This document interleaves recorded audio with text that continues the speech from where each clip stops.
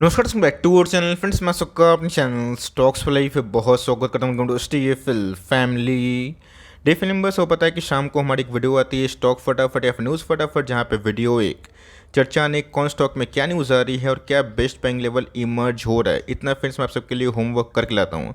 आपसे रिक्वेस्ट है वीडियो के एंड तक बने रहे, क्योंकि आज का दिन बहुत बड़ी बड़ी अपडेट्स हैं। चैनल फर्स्ट टाइम होंगे सब्सक्राइब कर सकते हैं। इस तरह क्वालिटी कंटेंट को सबसे पहले एक्सेस करने के लिए now without dealing any for time let's begin.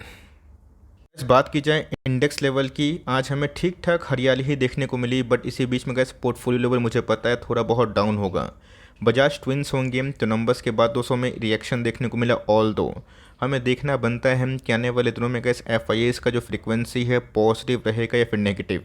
Positive रहेगा तो अच्छी बात है। तो यहाँ पे कैसे अगर आप देखें एफ ने ऑलमोस्ट 922 और डी की बात कीजिए ऑलमोस्ट हमें 500 करोड़ के आसपास नेट बाइंग करते हुए दिखाई दे रहे हैं। अगर 26 जुलाई हो चुके हैं, मेरा ऐसा मानना है कि अगर ऐसे ही बाइंग एफ की तरफ देखने को मिली तो शायद ये जो आंकड़े आपको पूरे जुलाई भर में 19,000 करोड़ के आसपास देखने को मिल रहे हैं, उसमें थोड़ी बहुत वृद्धि के संग ये 22,000 करोड़ के आसपास हो सकते हैं। एग्जैक्टली कैसे इसके पहले जो हमने प्रेडिक्ट किया था। देखते हैं कि एफ बाइंग करते रहेंगे फिर सेल करेंगे। ऑल दो डी की तरफ से कैसे ऑलमोस्ट 1 बिलियन के आसपास अभी तक इस पूरे इंटायर मंथ में सेलिंग हमें दिखाई दे चुकी है। की बात की जाए, जी हाँ दोस्तों, इसको थोड़ा फोकस करिए। हो सकता है कि थोड़ा कुछ जागना पड़े, लेकिन यस देखना बनता है कि जोरम बाबू क्या दाव फेंकते हैं, क्या पलड़ा उनका भारी होता है या फिर सॉफ्ट पॉलिसी वो अपनाते हैं। बिकॉज पूरा दोस्तों इंटायर मार्केट ये पूरे एक वीक ना दो पे काफ़ी निर्भर हो सकता है। बिकॉज यूएस की बात की जाए उसमें कैसे एक बहुत बड़ी डेवलपमेंट होने वाली है। आज रात को जेरोम बाबू की कमेंट्री आएगी, फेड मीट का आउटकम आएगा। उसके पहले अगर आप देखें तो एकदम गैस सुस्त बाजार हमें दिखाई दे रहा है।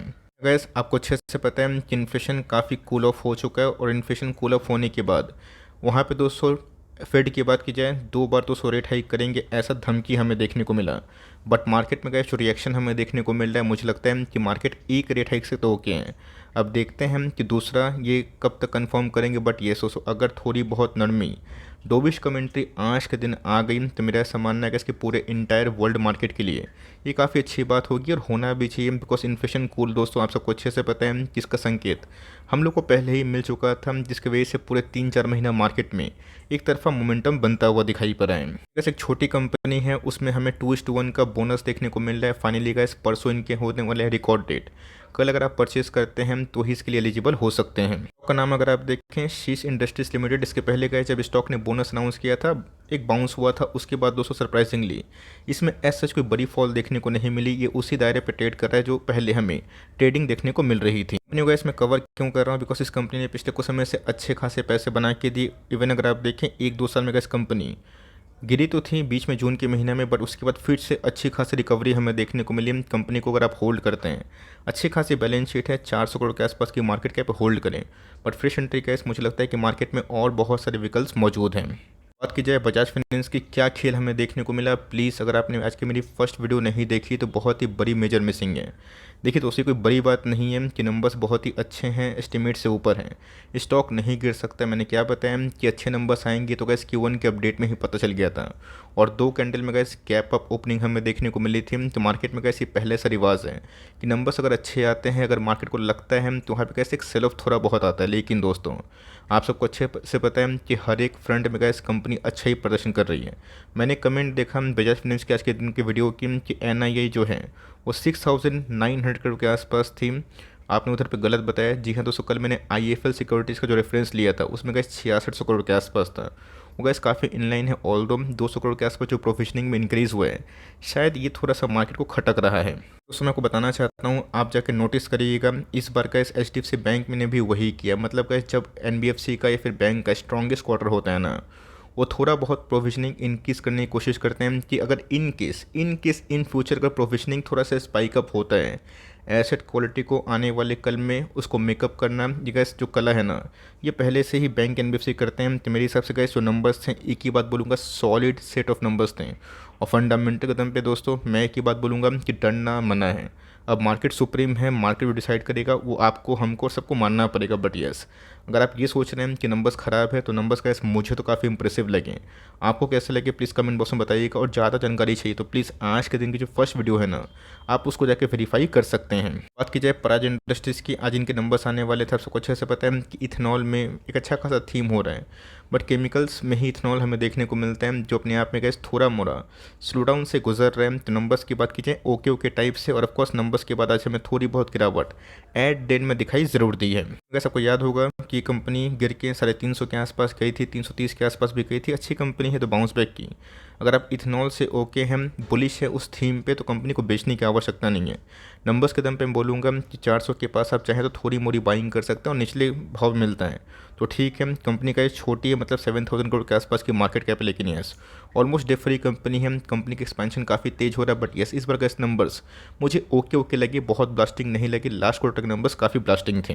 कल की बात की जाए, ये भी कैसे बहुत ही सुपर कंपनी हमें देखने को मिल रही है, और पिछले कुछ समय से कैसे मोमेंटम है, स्ट्रेंथ हमें प्राइस सेक्शन से ठीक ही दिखाई दे रहा है। अच्छे से पता है कि बीच में कैसे कंपनी भाग के 2000 के लेवल को ट्रेड कर रही थी, उसके बाद थोड़ी बहुत पुल बैक तो होती है, और कैसे होना कोई पाप नहीं है। आप कितने सारे स्टॉक्स को देखे होंगे जो लाइफ टाइम हाई के जाने के बाद थोड़ी बहुत करती है, लेकिन यस आपको दोस्तों बैड टाइम याद करने की आवश्यकता है जहाँ पे कंपनी कंटिन्यूसली बेसिस पे हायर हाई फॉर्मेशन कर रही थी।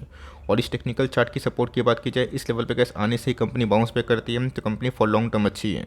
देखते हैं कि नंबर्स कैसे होते हैं। नंबर्स अगर थोड़े डाउन होंगे तो थोड़ी बहुत पिटाई अगर होती है, निचले भाव पे खरीदने का मौका मिलता है। आप चाहें तो SIP की तरफ आकर्षित होकर डिप का जो निवेश है उसका भुगतान कर सकते हैं। शेयर की बात की जाए तो जिंगस कर मैंने कमेंट देखा कि सर पेंट इंडस्ट्री से पता नहीं लोगों को क्या प्रॉब्लम हो गई है।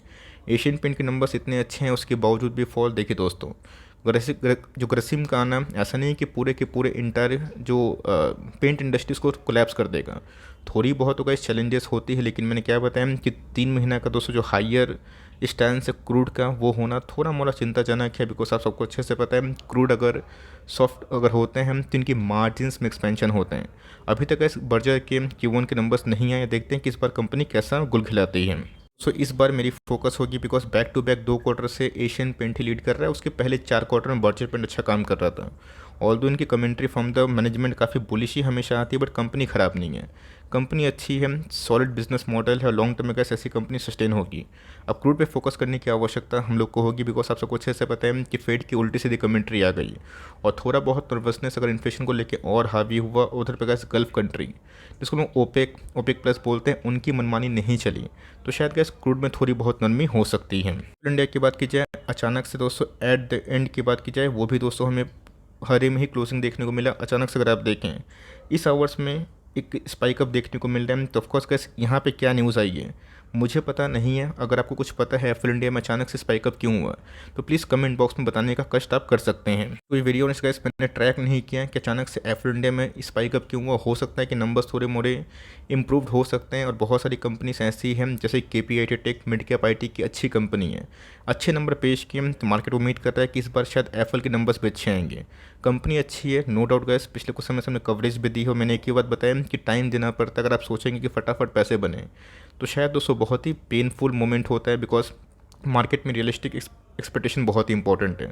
और कंपनी अगर 2 साल 3 साल कंसोलिडेशन फेस करती है और स्ट्रॉन्ग बेस बनाती है, तब को उसका लॉन्ग टर्म में जो रैली होती है ना, वो थोड़ी बहुत क्या काफ़ी हद तक सस्टेनेबल होती है। मार्केट की बात की जाए, इनके भी गैस सॉलिड अच्छे नंबर्स होने के बावजूद भी कंपनी उतना अच्छा परफॉर्म नहीं कर पा रही। ऑल दो आज हमें थोड़ी बहुत नेगेटिविटी के बाद जो पॉजिटिव टेरिटरी में क्लोजिंग दिखाई ज़रूर दी है। बात बोलूँगा दोस्तों, जब आपने ख़राब नंबर्स में इस कंपनी को नहीं बेचा तो गुड नंबर्स में बेचना भारी लॉस में सही नहीं है। आपको लगता है कि हल्का कर लेने की आवश्यकता है, आपको लगता है कि सच ही अपॉर्चुनिटी मार्केट में और जगह पे बन रही है, आप ना काम कर सकते हैं। ऑल दो गाइस 4000 के आसपास बाईबैक अगर प्रमोटर खुद ही कर रहे हैं, तो ये संकेत होता है कि बीटन डाउन स्टॉक में प्रमोटर उस भाव पे काफ़ी आकर्षित हैं। ऑल दो कंपनी 18,000 करोड़ के आसपास की मार्केट कैप है, और FIS और DS दोस्तों इस भाव पे काफ़ी अट्रैक्ट हो चुके हैं।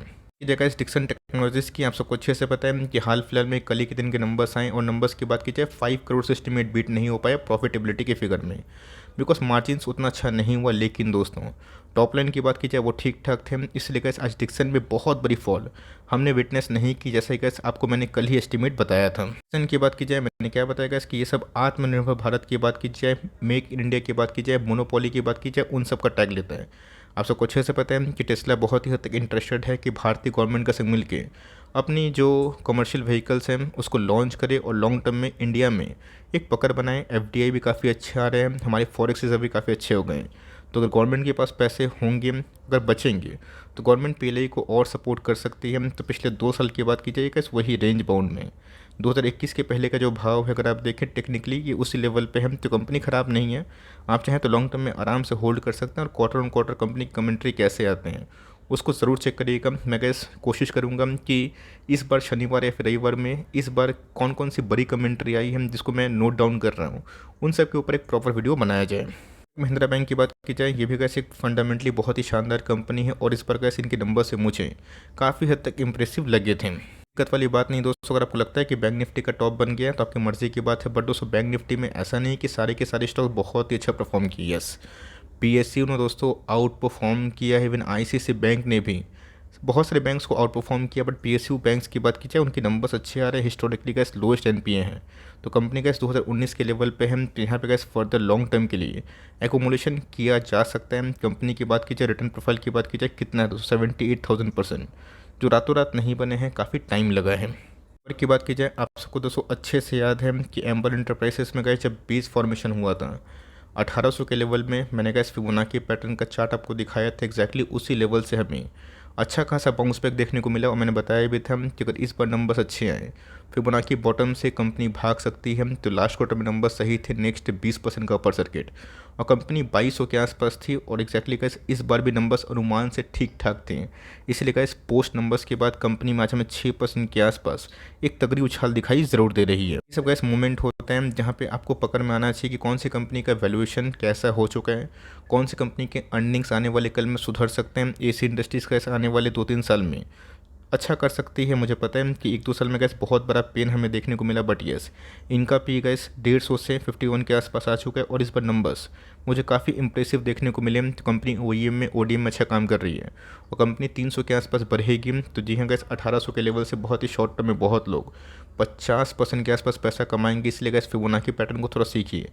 चैनल में फ्री ऑफ कॉस्ट अवेलेबल है, जिसको सिखाने के लिए लोग चार्ज लेते हैं, आपको मिल जाएगा। और उसके बाद जो कंपनी आपको अच्छी लगती है उसको स्कैनर पर रखें, और कुछ डाउट अगर होता है तो आप मुझसे पूछ सकते हैं, मैं आपको हेल्प करने की कोशिश करूंगा। लेकिन दोस्तों एम्बर इंटरप्राइज अच्छी कंपनी है, हर एक डिप में आप चाहें तो धीरे धीरे पीएलआई स्कीम का बेनिफिट वाली कंपनी है। फिर मेक इंडिया थीम से इस कंपनी को आप ट्रैक एंड वॉच कर सकते हैं। बात की जाए एलटीटीएस की, नंबर्स की बात की जाए उतने ख़राब नहीं थे जितना मार्केट ने पोस्ट रिएक्ट कर दिया है। 4000 के लेवल का फिर से हमें ध्वस्त होता हुआ दिखाई दे रहा है। आर की बात की जाए, मुझे कैसे एलटीटीएस एक अच्छी कंपनी लगती है। मुझे लगता है कि ये कंपनी इस लेवल से फॉर लॉन्ग टर्म एक अच्छा खासा दाव हो सकता है। ये सब कंपनी का 5 ईयर्स का विजन रखेंगे ना, 1-2 साल परेशान करेगा, फिर बाउंस बैक करेगा, फिर 1-2 साल परेशान करेगा, फिर बाउंस बैक करेगा।